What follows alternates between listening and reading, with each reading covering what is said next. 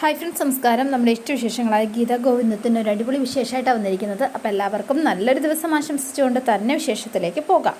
നമ്മൾ തുടങ്ങുമ്പോൾ തന്നെ കാണുന്നത് നമ്മുടെ ഗോവിന്ദിനെയാണ്. ആൾ ഭയങ്കര ദേഷ്യത്തിലാണ്, കാരണം ഭയങ്കര കലിപ്പിലാട്ടോ. നേരെ റിസോർട്ടിലേക്ക് വന്നിരിക്കുകയാണ്. അപ്പോൾ റിസോർട്ട് മാനേജർ അങ്ങോട്ടേക്ക് ചെന്നു. സർ എന്ന് വിളിച്ചു. ഇവിടെ ഫുഡ് എടുത്ത് വെക്കട്ടെ എന്ന് ചോദിച്ചോ. ഭക്ഷണം കഴിക്കാനുള്ള മൂഡിലൊന്നും അല്ല ഞാൻ എന്ന് പറഞ്ഞു. ആദ്യം ഒരു മുറി റെഡിയാക്കാൻ പറയാം എന്ന് പറഞ്ഞു. ശരി സാർ എന്ന് പറഞ്ഞ് ഇയാൾ അങ്ങ് പോയി.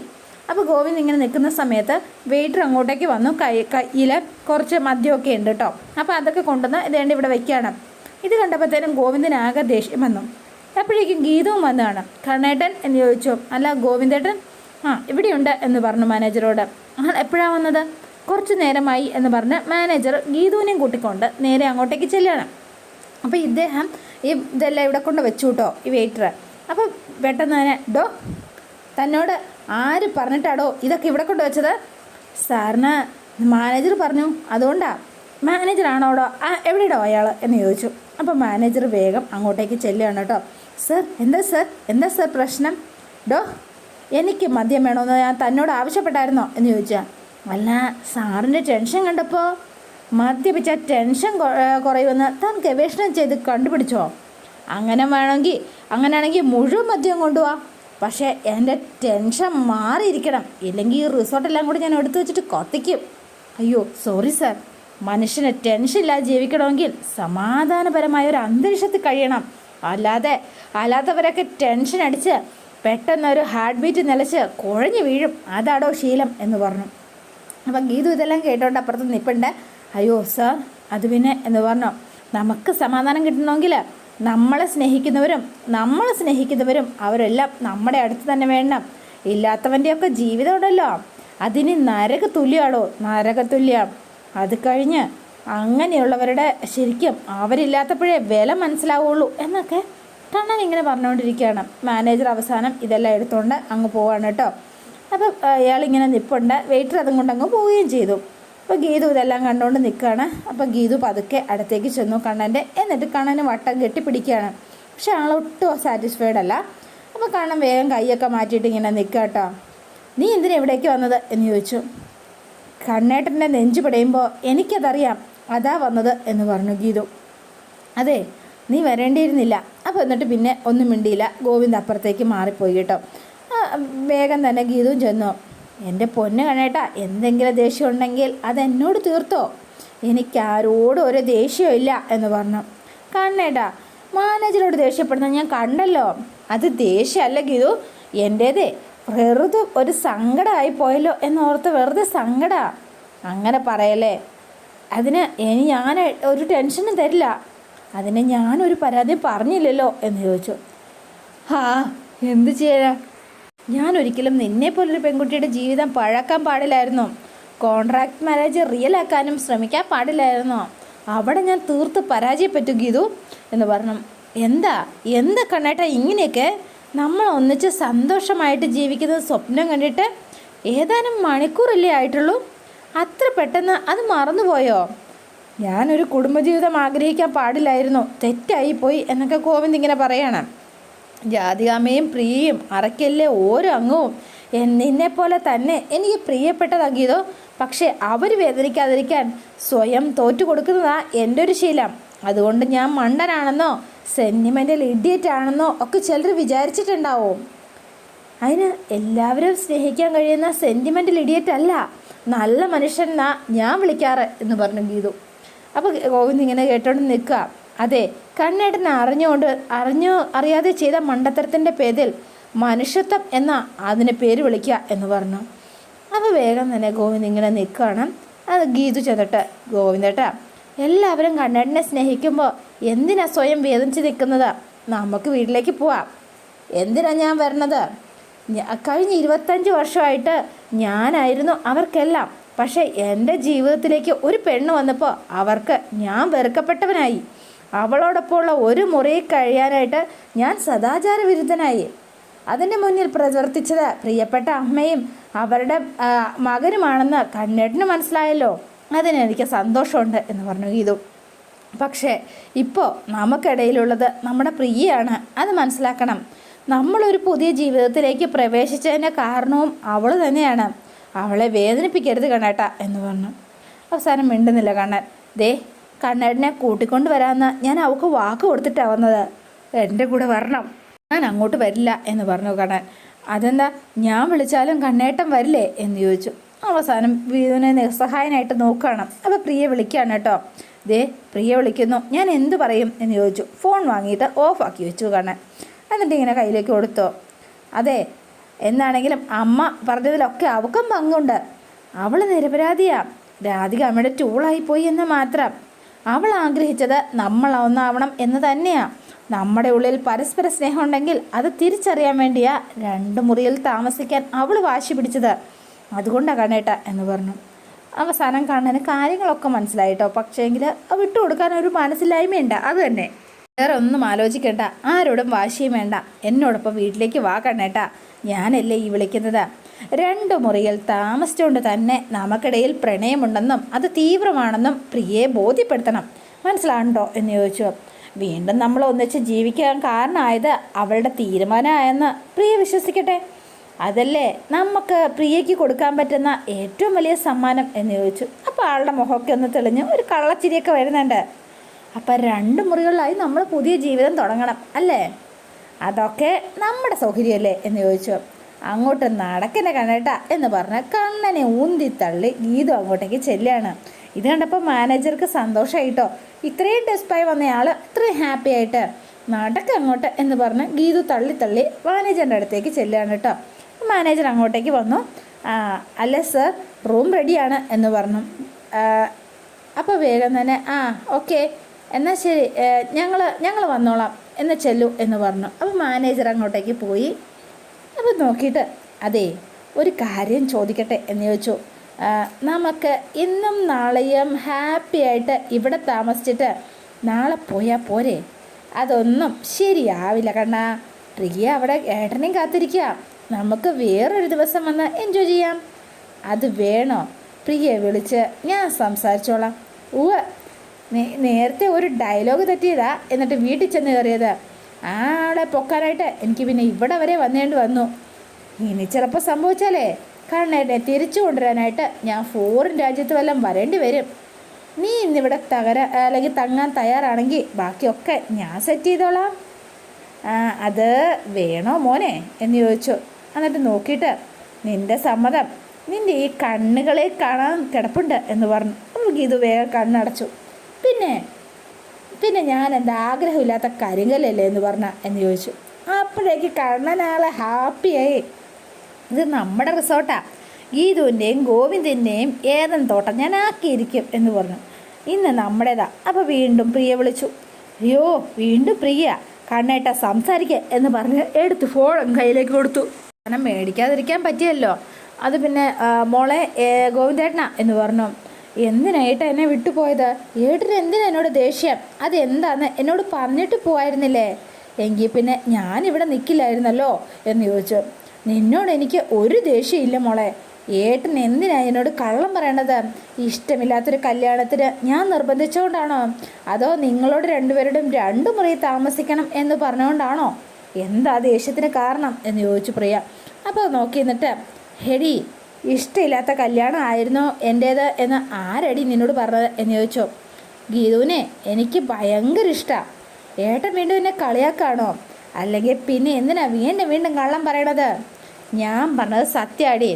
കള്ള സത്യം വേണ്ട. ഞാനിപ്പോൾ ചോദിച്ചാൽ ആ കള്ള് ഗീതു ചേച്ചിയും ഇത് തന്നെ പറയും എന്ന് പറഞ്ഞു. അവസാനം ഗീതുവിനും കിട്ടിപ്പണി. അപ്പം നോക്കി എന്നിട്ട് ഗീതു ആയിക്കോ എന്ന് പറഞ്ഞു. ഗീതു സ്ഥലം വിട്ടു കേട്ടോ. അല്ല മോളെ, അത് പിന്നെ നീ പറഞ്ഞതേ പ്രിയേ, ഞാനും ഗീതുവും നീ ആഗ്രഹിക്കുന്നത് പോലെ സ്നേഹിച്ചു തുടങ്ങിയിരിക്കുക. അതുകൊണ്ട് നാളെ വീട്ടിലെത്തുള്ളൂ. വേറെ എവിടെടുത്ത് താമസിക്കണ്ട. 1 മണിക്കൂറിനാവും നിങ്ങൾ 2 പേരും ഇവിടെ എത്തിയിരിക്കണം. മനസ്സിലാവുന്നുണ്ടോ എന്ന് ചോദിച്ചു. മോളെ, അത് പിന്നെ ഇല്ലെങ്കിൽ ഏട്ടന് എന്നോടുള്ള ദേഷ്യം മാറിയിട്ടില്ല എന്ന അർത്ഥം. അത് മാത്രമല്ല കേട്ടോ, 1 മണിക്കൂർ അതിനുള്ളിൽ വന്നില്ലെങ്കിൽ ഞാൻ ഈ വീട്ടിൽ നിന്ന് ഇറങ്ങിപ്പോവും എന്ന് പറഞ്ഞു.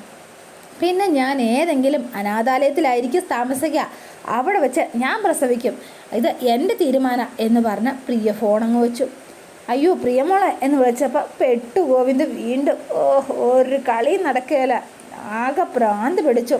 എന്തൊക്കെ സ്വപ്നങ്ങളായിരുന്നു, എല്ലാം നശിപ്പിച്ചു. അവസാനം ഗീതു പതുക്കെ ഒരു ആപ്പിളുമായിട്ട് നേരെ ഗോവിന്ദൻ്റെ അടുത്തേക്ക് വരികയാണ്. ദാ എന്ന് പറഞ്ഞു. അപ്പോൾ ഇതേ ഇപ്പോൾ എന്താ പറയുക, ഗീതുവിൻ്റെയും ഗോവിന്ദിൻ്റെയും ഏതൻ തോട്ടത്തിൽ വിളഞ്ഞ ഇപ്പം റെഡിയായ നമ്മുടെ എന്താ പറയുക വിലക്കപ്പെട്ട ആ കനിയായത് എന്ന് പറഞ്ഞു. അതെ, 1 മണിക്കൂറിനകം വീട്ടിലേക്ക് ചെല്ലണം എന്നാ പ്രിയയുടെ ഭീഷണി എന്ന് പറഞ്ഞു. ഇല്ലെങ്കിൽ അവൾ വീട്ടിൽ നിന്ന് ഇറങ്ങിപ്പോയി അനാഥാലയത്തിൽ പ്രസവിക്കുമെന്നാണ് പറയണത്. പ്രിയ പറഞ്ഞ പോലെ ചെയ്യും. ഇനി എന്ത് ചെയ്യും ഗോവിന്ദേട്ടാ എന്ന് ചോദിച്ചു. അതെ, ഒരു കാര്യം പറയട്ടെ, ഇവിടെ നിന്ന് വീട്ടിലെത്താനേ കഷ്ടിച്ച് മണിക്കൂർ മതി. അതുകൊണ്ട് അല്ല, നമുക്ക് ഈ അരമണിക്കൂർ, ബാക്കി ആ അരമണിക്കൂർ നമ്മൾ ഫ്രീ ആണല്ലോ. ഒരു കാര്യം ചെയ്യാം, നമുക്ക് റൂമും ഫ്രീ ആണല്ലോ. 1/2 മണിക്കൂർ വേസ്റ്റ് ആക്കേണ്ട കാര്യമുണ്ടോ എന്ന് ചോദിച്ചു. ഒട്ടും വേസ്റ്റ് ആക്കണ്ട കേട്ടോ, ഒട്ടും വേസ്റ്റ് ആക്കണ്ട. ദേ ഈ ആപ്പിൾ എന്തെന്ന് മുറിയിൽ പോയി ഇരുന്നോ, 1/2 മണിക്കൂറുണ്ട്, ആസ്വദിച്ച് കഴിച്ചാൽ മതി കേട്ടോ, പതുക്കെ തിന്ന് നിർത്താൽ മതി എന്ന് പറഞ്ഞു. അവളുടെ ഒരു ആപ്പിൾ എന്ന് പറഞ്ഞ് ഒരു ഏറ് വെച്ച് കൊടുത്തിട്ട് ഗോവിന്ദ് അങ്ങ് പോവാണ് കേട്ടോ. എന്നിട്ട് ഗീതു പുറകെ ആപ്പിളൊക്കെ കടിച്ച് ചെല്ലുകയാണ്. പിന്നെ കാണും നമ്മുടെ അജാസിനെയാണ്. അജാസിതെ ഒരു ഇവൻറ്റ് മാനേജ്മെൻറ്റ് ടീമുമായിട്ട് വന്നിരിക്കുകയാണ്. അഖിൽ എന്നാണ് അവൻ്റെ പേര് കേട്ടോ. അപ്പോൾ അജാസിന് ഇതെല്ലാം കാണിച്ചു കൊടുക്കുകയാണ്. ഗോവിന്ദ് സാറിന് വേണ്ടിയിട്ട് ഇവൻ്റ് നടത്തുമ്പോൾ അത് ഏറ്റവും ഗംഭീരമാവണം എന്നുള്ളതുകൊണ്ടാണ് അഖിലിനെ തന്നെ വർക്ക് ഏൽപ്പിക്കാൻ തീരുമാനിച്ചത്. AGM ഗ്രൂപ്പിൻ്റെ ചെയർമാൻ്റെ വീട്ടിൽ ഒരു ഫംഗ്ഷൻ നടക്കുന്നത് അത് പറയുമ്പോൾ അത് കേരളം കണ്ട ഏറ്റവും മനോഹരമായ ചടങ്ങാണെന്ന് എനിക്ക് നിർബന്ധമുണ്ട്. പക്ഷേ അജാസ് ഇതുവരെ എന്തിൻ്റെ ഇവൻ്റ് ആണെന്ന് എനിക്കിതുവരെ പറഞ്ഞില്ലല്ലോ. അതിപ്പോൾ എന്ന് പറഞ്ഞു. ഈ സമയത്താണ് രാധിക അമ്മ അങ്ങോട്ടേക്ക് വരുന്നത്. അപ്പോൾ രാധിക അങ്ങോട്ടേക്ക് വന്നു. അജാസ്, ഇതാരാ അജാസ് എന്ന് പറഞ്ഞു. ഇത് അഖിൽ, മുന്തിരി ഇവൻസിൻ്റെ മാനേജറാണ്. സൗത്ത് ഇന്ത്യയിലെ ഏറ്റവും കൂടുതൽ സെലിബ്രിറ്റി ഇവൻറ്റ്സ് ചെയ്യുന്നത് ഇവരാ എന്ന് പറഞ്ഞു. ഇവിടെ നടത്തുന്നത് എന്ത് ഇവൻ്റ് ആണെന്ന് നിങ്ങൾ പറഞ്ഞാൽ മതി എന്ന് പറഞ്ഞു. അപ്പോൾ രാധിക ചോദിക്കുകയാണ്, എന്ത് ഇവൻറ്റിൻ്റെ കാര്യമാണ് നിങ്ങളീ പറയണത്? അപ്പോൾ ഇവരിങ്ങനെ നോക്കുക, ഈ വീട്ടിലൊരു ഫംഗ്ഷൻ നടക്കുന്ന കാര്യം മേഡം അറിഞ്ഞില്ലേ, ഗോവിന്ദ് സാർ പറഞ്ഞില്ലേ എന്ന് ചോദിച്ചു. അപ്പോഴാണ് ഗോവിന്ദും ഗീതും കൂടി അങ്ങോട്ടേക്ക് കയറി വരുന്നത് കേട്ടോ. ആ 2 പേരും വന്നപ്പം അജാസും അഖിലും നിൽക്കുകയാണ്. രാധികാമ്മയുണ്ട്. ഗോവിന്ദ് സാർ വന്നല്ലോ, ഇനിയിപ്പോൾ കുഴപ്പമില്ല എന്ന് പറഞ്ഞു. സാറ് പറഞ്ഞ പോലെ ഇവൻറ്റ് മാനേജറെ ഞാൻ കൊണ്ടുവന്നിട്ടുണ്ട്. ഹായ് സാർ എന്ന് പറഞ്ഞു. അയാം അഖിൽ, മുന്തിരി ഇവൻറ്റ്സിൻ്റെ മാനേജറാ എന്ന് പറഞ്ഞു. ഏത് സ്ഥലം ഇവൻ്റാണ് ഉദ്ദേശിക്കുന്നത്? ഇവൻ്റോ? എന്തിവൻ്റ് എന്ന് ചോദിച്ചു ഗോവിന്ദ്. സാറല്ലേ പറഞ്ഞത്, എന്താണെങ്കിലും വളരെ നാളുകൾക്ക് ശേഷം ഒരു പ്രോഗ്രാം നടക്കാൻ പോവാണെന്ന്, അത് കളർഫുള്ളാക്കാൻ നല്ലൊരു ഇവൻ്റ് നടത്തണമെന്ന് സാറ് പറഞ്ഞില്ലേ? അപ്പോഴാണ് ഗോവിന്ദ് ആലോചിച്ചത്. നേരെ ഗീതുവിനെ കൂട്ടിക്കൊണ്ട് പോയപ്പോൾ അജാസിനെ വിളിച്ച് ഇക്കാര്യം പറഞ്ഞിരുന്നു. അജാസ് വേഗം തന്നെ ഗീതുവിനെ നോക്കുക. ഗീതു ഇങ്ങനെ കണ്ണും മുഴിപ്പിച്ച് പണി പാളിച്ചു എല്ലാം. എന്തിൻ്റെ ഇവൻ്റെ കണ്ണാ എന്ന് ചോദിച്ചു രാധികാമ്മ. അപ്പം പെടന്ന് പെപ്പെ വെക്കാൻ തുടങ്ങി. അപ്പോൾ ആകെ എന്താ പറയുക, ഫസ്റ്റ് നൈറ്റ് എല്ലാം നടത്താനായിട്ടാണ് പ്ലാൻ ഇട്ടത്. നീ വന്നേ കണ്ണേട്ടാ എന്ന് പറഞ്ഞു. അതെ, ഫസ്റ്റ് നൈറ്റ് വേണ്ടിയിട്ടുള്ള ഒരുക്കങ്ങൾ നടത്താനായിട്ടല്ലേ, വേണ്ടായിരുന്നു എന്ന് പറഞ്ഞു. ഇന്ന് തന്നെ നടത്തണമെന്ന് പറഞ്ഞപ്പോൾ ഞാൻ എത്ര കഷ്ടപ്പെട്ട് അകലെ സംഘടിപ്പിച്ചെന്നറിയുമോ? മറ്റൊരു പ്രോഗ്രാം നടക്കുന്നതിനിടയ്ക്ക് ഇന്ന് പിടിച്ചുകൊണ്ട് വന്നതാ എന്ന് പറഞ്ഞു അജാസ്. അപ്പോൾ രാധികയ്ക്ക് ഒന്നും മനസ്സിലായില്ല കേട്ടോ. അതെ, ഇതിനിപ്പം ഇവൻറ്റ് മാനേജ്മെൻ്റ് ഒന്നും വേണ്ടെന്ന് ഞാൻ പറഞ്ഞതാ, കണ്ണേട്ട കേട്ടില്ല. അല്ല, പ്രോഗ്രാം എന്താണെന്നാ പറഞ്ഞാൽ എൻ്റെ 16 അടിയന്തരം എന്ന് പറഞ്ഞു അജാസിനോട്. അല്ല, പെങ്ങളിങ്ങനെ ജീവനോടെ നിൽക്കുമ്പോൾ 16 അടിയന്തരം ഇന്ന് നടത്താൻ പറ്റില്ല എന്ന് പറഞ്ഞു. കൈയൊക്കെ കഴുകി അടിയന്തരത്തിന് ഇഡലി തിന്നാൻ വാ ഇങ്ങോട്ട്. അയ്യോ, എനിക്ക് ഇഡലി നഹി, എനിക്ക് ചിക്കൻ ബിരിയാണി മതി. നിങ്ങളെ ഞാൻ ചിക്കൻ ബിരിയാണി തീറ്റുന്നുണ്ട് എന്ന് പറഞ്ഞു അജാസിനോട്. ഈ സമയത്ത് കാഞ്ചനയും പ്രിയയും എല്ലാം കൂടി അങ്ങോട്ടേക്ക് എത്തുക. സാർ, എന്തിവൻ്റെ ബർത്ത്ഡേ, വെഡ്ഡിങ് ആനിവേഴ്സറി എന്താണെന്ന് പറഞ്ഞാൽ മതി എന്ന് പറഞ്ഞു. എല്ലാം അങ്ങോട്ട് വിസ്തരിച്ച് പറയണേട്ടാ. ഒന്നും പറയണ്ട എന്ന് പറഞ്ഞു. അപ്പം ബെബെ വയ്ക്കുകയാണ്. അല്ല, അപ്പോൾ കാഞ്ചന വന്നിട്ട് എന്ത് ഫംഗ്ഷനാണ് മാമി നടക്കുന്നത്? എന്തായാലും നിറയെ ആൾ വെച്ച് അടിപൊളിയായിട്ട് എല്ലാവരെയും വിളിച്ച് വേണം നടത്താൻ, കേട്ടോ മമ്മി? എന്താണെങ്കിൽ നിന്ന് വേർക്കുക. അതെ, എന്താ അടിപൊളിയായിരിക്കും, പ്ലാൻ ഉണ്ടോ എന്ന് പറഞ്ഞു. കണ്ണാ, കാര്യം എന്താണെന്ന് പറ. അത് പിന്നെ എനിക്ക് ഡേറ്റ് തെറ്റിപ്പോയതാ, എന്നല്ല പറഞ്ഞപ്പോൾ മാറിപ്പോയതാ. ഇവൻ്റ് നമുക്ക് പിന്നെ നടത്താം എന്ന് പറഞ്ഞു വേഗം ഗോവിന്ദ്. അതെ, സോറി എൻ്റെ മിസ്റ്റേക്കാ, സോറി സാർ എന്ന് പറഞ്ഞു. അപ്പോഴാണ് ദേണ്ട അടുത്ത അങ്ങോട്ടേക്ക് എത്തുന്ന ഒരു ബൊക്കയൊക്കെ ആയിട്ട്. എൻ്റെ പൊന്നോ, കയ്യിൽ നിന്ന് പോയെന്ന് ഓടപ്പയ്യട്ടാ. അപ്പോൾ അതേനും വന്നപ്പോഴത്തേനും ഗോവിന്ദും ഗേതുവും അജാസും എല്ലാം കണ്ണ് തള്ളി നിൽക്കുകയാണ്. അയ്യോ, അപ്പോൾ വീതു വേഗം കയ്യിൽ ബൊക്ക കണ്ടിട്ട് അല്ല ഇതെന്താ ഇത് എന്ന് ചോദിച്ചു കേട്ടോ. അപ്പോൾ വേഗം തന്നെ അവർണിക എന്താ ഈ ബൊക്കയൊക്കെ ആയിട്ട് വന്നിരിക്കണത്? അജാസിനെ വിളിച്ചപ്പോൾ ഇന്നിവിടെ എന്തോ ഫങ്ഷൻ നടക്കുന്നുണ്ട് എന്ന് പറഞ്ഞു. ഗീതു അജാസിനെ ഒന്നും നോക്കി ചിരിച്ച പണി നിൽക്കുകയാണ് ആള്. എൻ്റെ പൊന്നോ, ആ വളിച്ച നിപ്പ് കണ്ടാൽ മതി. ഗീതാഞ്ജലി എന്നെ വിളിക്കാൻ മറന്നായിരിക്കും എന്ന് കരുതി. അല്ലെങ്കിലും ആഘോഷങ്ങൾക്ക് വിളിച്ചില്ലെങ്കിലും സർപ്രൈസ് ആയിട്ട് വരുന്നതാണല്ലോ യഥാർത്ഥ ഫ്രണ്ട്ഷിപ്പ്. അല്ല, നിങ്ങളുടെ വെഡ്ഡിങ് ആനിവേഴ്സറി ആയിരിക്കും കരുതിയില്ല ഇതുമായിട്ട് വന്നത്. ഹാപ്പി വെഡ്ഡിങ് എന്ന് പറഞ്ഞു. ഇതിൻ്റെ എല്ലാം മുഖ്യ സംഘാടകൻ ദേ ഈ സാറാ എന്ന് പറഞ്ഞു. ഇങ്ങോട്ട് കൊടുത്തോ എന്ന് പറഞ്ഞു ഗോവിന്ദനോട്. അപ്പോൾ ഗോവിന്ദൻ്റെ അടുത്തേക്ക് ചെന്നിട്ട് നീട്ടുകയാണ് കേട്ടോ. അതെ, ഡേറ്റ് ചെറുതായിട്ടൊന്ന് മാറിപ്പോയതാ. അതെ, ചില സാങ്കേതിക കാരണങ്ങൾ ഇന്ന് നടത്താനിരുന്ന ഇവൻ്റ് കുറച്ച് ദിവസം മാറ്റി വെച്ചിരിക്കുന്നു എന്ന് പറഞ്ഞു അജാസ്. എന്നിട്ട് വേഗം തന്നെ സോറി കേട്ടോ, നമുക്ക് മറ്റൊരു ദിവസം ഞാൻ വിളിക്കാം, ഞാൻ അറിയിക്കാം എന്ന് പറഞ്ഞു. യെസ്, അറിയിക്കാം. ഓക്കെ, പറഞ്ഞാൽ മതി സാർ. മുന്തിരി ഇവൻറ്റ്സ് എപ്പോഴും റെഡിയാണ്. ഓക്കെ, താങ്ക് യു എന്ന് പറഞ്ഞുകൊണ്ട് അദ്ദേഹം അങ്ങ് പോയിട്ടോ. അപ്പോൾ അജാസും പുറകെ പതുക്കെ സ്കൂട്ടാകുകയാണ്. എന്നിട്ട് ഗോവിന്ദനെ നോക്കിയപ്പോഴത്തേനും ഗോവിന്ദൻ എന്ന് പറഞ്ഞ ഒരു വാരി വളിച്ച് കയ്യിൽ നിന്ന് പോയി എന്ന് മനസ്സിലായി. അവസാനം അജാസ് തലയൊക്കെ ആട്ടിട്ട് ഇറങ്ങി അങ്ങ് പോവാണ്. എന്താണെങ്കിലും കളി മൊത്തം കളി.